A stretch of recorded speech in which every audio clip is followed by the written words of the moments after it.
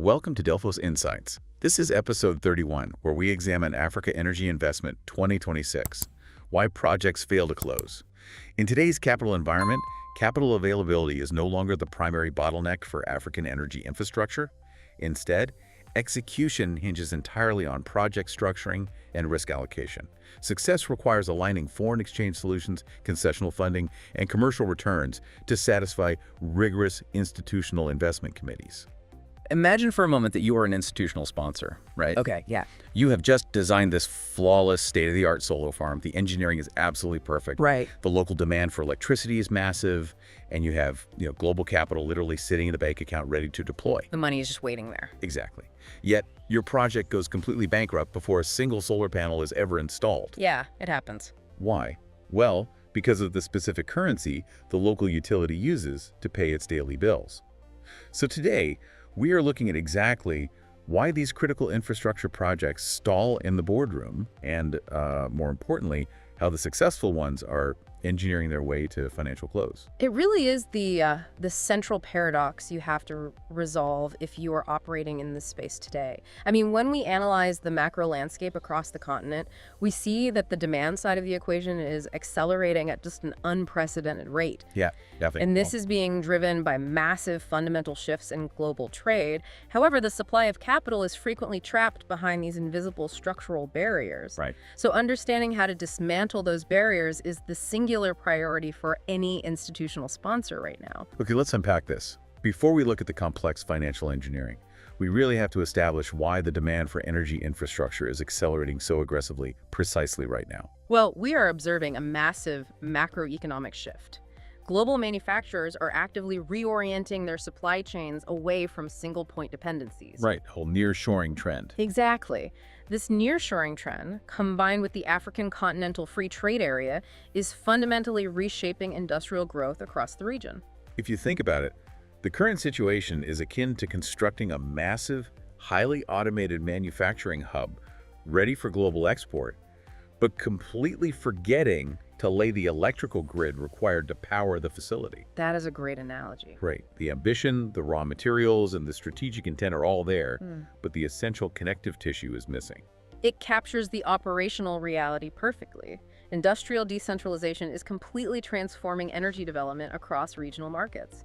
Manufacturers globally are building resilience, and Africa is just a natural destination for this industrial expansion. Yeah. However, you cannot build a modern, automated supply chain on a grid that experiences daily rolling blackouts. No, absolutely not. So these new industrial growth zones, they increasingly require off-grid, highly resilient power supplies simply to support their baseline operations.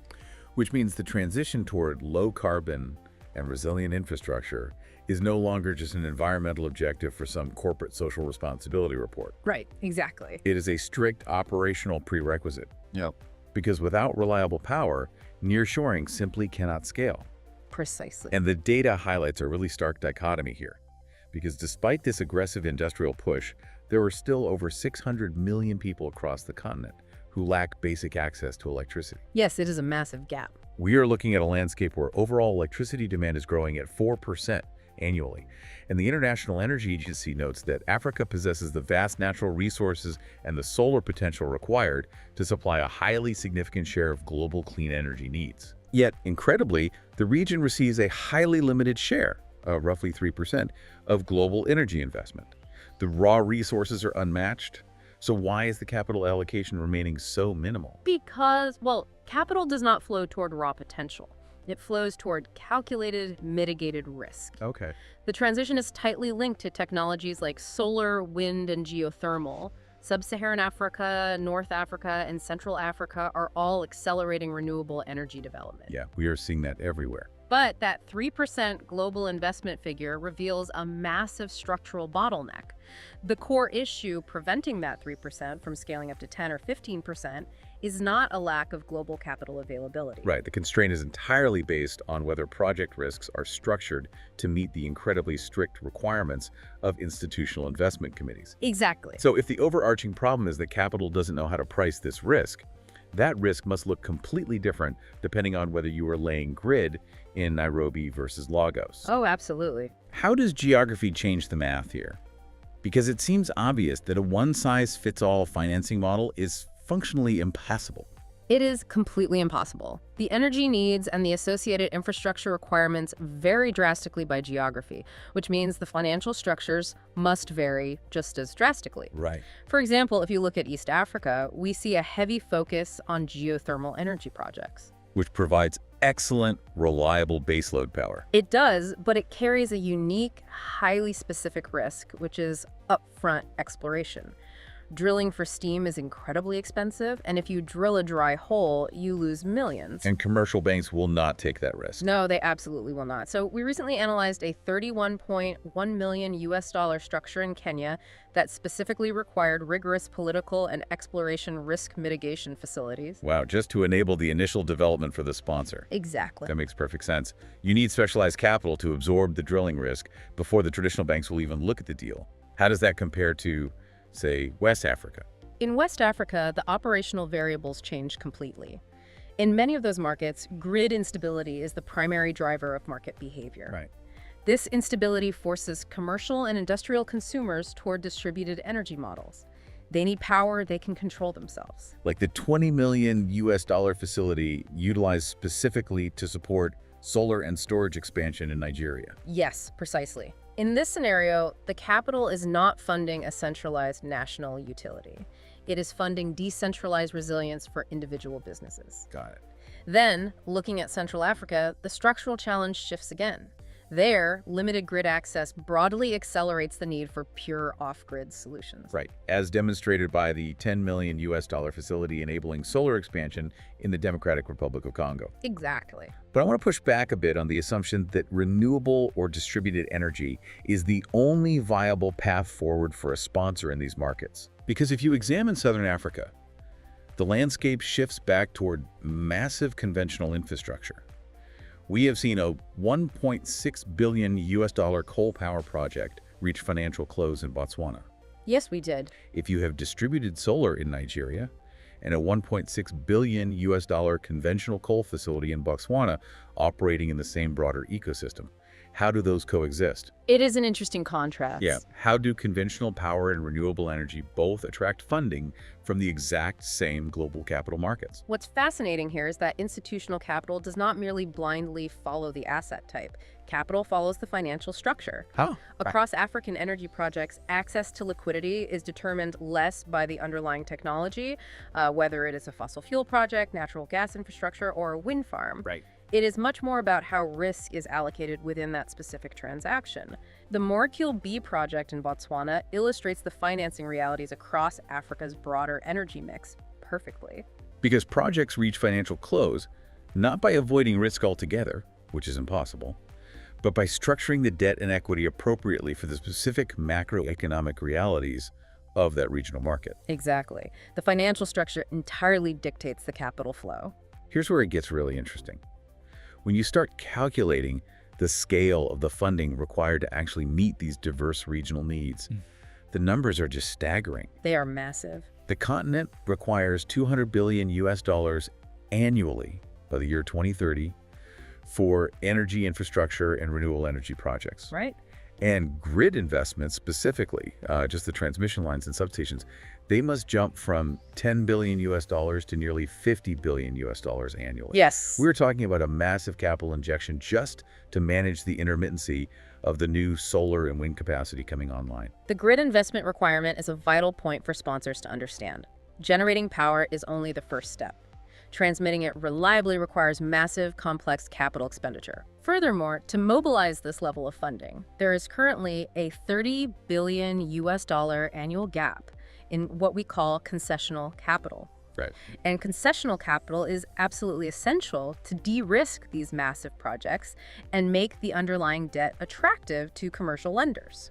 Let's pause right there for the listener, because that is a term that gets thrown around a lot in boardrooms. Yeah. For those visualizing the capital stack, concessional capital is essentially patient money, right? Yes, exactly. It often comes from governments, development banks, or philanthropic funds. Yeah.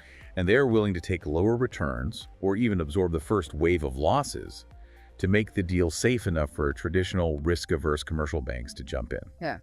Is that an accurate way to frame it? Exactly. It lowers the weighted average cost of capital for the entire project. Okay, that makes sense. And to bridge this 30 billion US dollar gap in patient money, the global investor base is actively evolving. Right. While traditional development finance institutions, multilateral development banks, and export-import banks remain crucial, the landscape is diversifying rapidly. We are definitely seeing a shifting geopolitical cast of characters at the negotiating table. Oh, without a doubt. It is no longer just traditional Western development finance institutions providing the liquidity. Gulf and Asian investors, international sovereign wealth funds, and various global South partners are playing significantly larger roles. Yes, in driving financing across both conventional and clean energy sectors. Right. And this evolution fundamentally alters how sponsors must approach capital raising.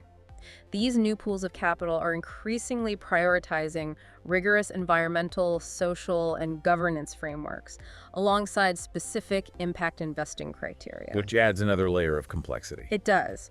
For any sponsor evaluating a project pipeline, understanding geopolitical risk and the highly specific requirements of various export credit agencies is absolutely essential. Because to successfully mobilize these diverse pools of international investment, you must navigate an increasingly complex web of institutional mandates to secure credit enhancements.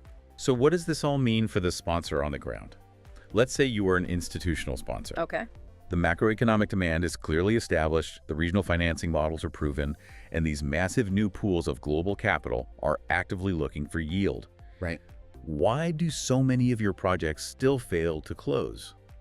We need to understand the exact mechanics of how a technically brilliant, fully engineered infrastructure project can flawlessly pass technical feasibility, yet completely fall apart in a boardroom. If we connect this to the bigger picture, technical appeal is functionally irrelevant without financial credibility. Interesting. The primary constraints undermining project bankability are misaligned risk, severe foreign exchange exposure, and sovereign risk. Right.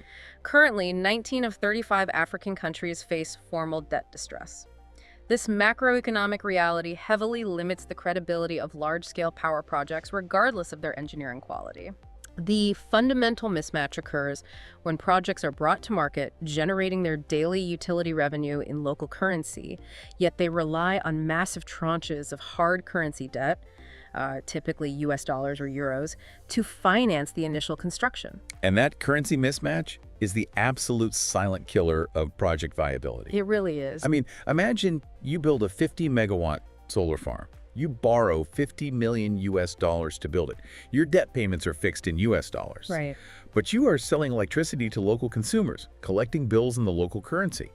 If that local currency depreciates by 40% against the dollar over 3 years, your revenue stays the same locally, but the cost of your debt service just skyrocketed. Yes. The financial model collapses during periods of macroeconomic stress.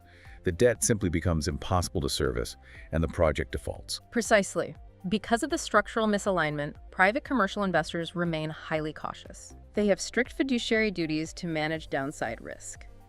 The overarching conclusion for you as a sponsor is that while capital is indeed widely available, it is strictly reserved for financial structures that actively and adequately mitigate these specific risks. Right. Investors require strong public-private frameworks and an absolutely clear allocation of risk away from the commercial lender and toward entities better equipped to absorb it, such as sovereign guarantors or multilateral institutions. Wait, let me challenge that for a second. Sure. If 19 of 35 countries are in debt distress, how does a sovereign guarantee actually mean anything to a commercial lender? Isn't that just a promise to pay from a government that is already struggling to pay its own bills? That is a highly critical distinction. A standalone sovereign guarantee from a distressed nation is often not enough to satisfy a commercial investment committee. Oh, right. I wouldn't think so. This is exactly why sponsors must bring in multilateral institutions like the Multilateral Investment Guarantee Agency, which is part of the World Bank Group. These institutions provide political risk insurance and partial risk guarantees that effectively backstop the sovereign. If the local government defaults on its guarantee, the World Bank institution steps in to make the lender whole. Wow. Okay. So it is this layering of institutional backing that upgrades the credit rating of the project to a level where commercial banks can legally participate. Exactly. Which logically brings us to the blueprint for financial close. How do sponsors actually engineer these layers to overcome sovereign and currency constraints and unlock the waiting capital? Well, the clear mandate is that sponsors must move far beyond standard project development. Right. Having land rights and an engineering, procurement, and construction contract is simply no longer sufficient. Your absolute focus must be obsessively centered on financial structuring. Okay, so if we distill the requirements for successful projects down to their core components, there's essentially three primary pillars that must be meticulously addressed. Yes. The first pillar is foreign exchange and revenue alignment. You must ensure hard currency compatibility. And this is practically achieved through index tariffs, right? Right. Mechanically, this means the power purchase agreement is legally drafted so that the price the local utility pays for electricity automatically adjusts upward if the local currency depreciates against the US dollar. So the risk is passed to the off-taker. Yes. If the local utility cannot absorb that risk, you must utilize specialized blended finance structures with liquidity buffers that absorb initial currency shocks. Because if the revenue stream cannot be mathematically reconciled with the hard currency debt obligations, the project is dead on arrival. Exactly. Now, the second pillar is capital stack design. This involves meticulously combining commercial capital with the concessional funding we discussed earlier. Right, so you have to design the capital stack almost like a shock absorber for a car driving over rough macroeconomic terrain. That is a perfect way to visualize it. The concessional tranche sits at the bottom, absorbing the hardest impacts of early development risks or first losses, providing a smooth enough financial ride that commercial investors feel comfortable entering the transaction with acceptable risk parameters. Exactly right. And the third pillar is rigorous risk allocation. You have to align public and private stakeholders through highly bankable power purchase agreements. The off-taker, the entity purchasing the power, must be demonstrably creditworthy. Yes. If the national utility is functioning at a deep financial deficit, additional credit enhancements or the multilateral risk mitigation instruments we just detailed must be integrated directly into the core structure. Ultimately, the golden rule of this entire deep dive is exceptionally clear. Capital follows structure. It always does. The money is absolutely there, but it will only flow into the specific channels that have been meticulously engineered to handle the severe macroeconomic pressures of the region. That is the definitive institutional thesis. Capital will absolutely continue to flow into the African energy sector. Right. The global mandate for the energy transition and aggressive industrialization ensures this will happen. Yeah. However, that capital will exclusively flow to sponsors who possess the sophisticated capability to perfectly align geopolitical capital, development finance institution mandates, and strict commercial returns within a single cohesive transaction structure. Right. It all comes together in the structuring. Exactly. Yeah. As you evaluate your own pipeline, ask yourself, is your project's governance and risk allocation truly ready for the investment committee? Or are you bringing technical ambition to a table that requires bankable structure and rigorous foreign exchange mitigation? This has been Delphos Insights. Learn more at delphos.co.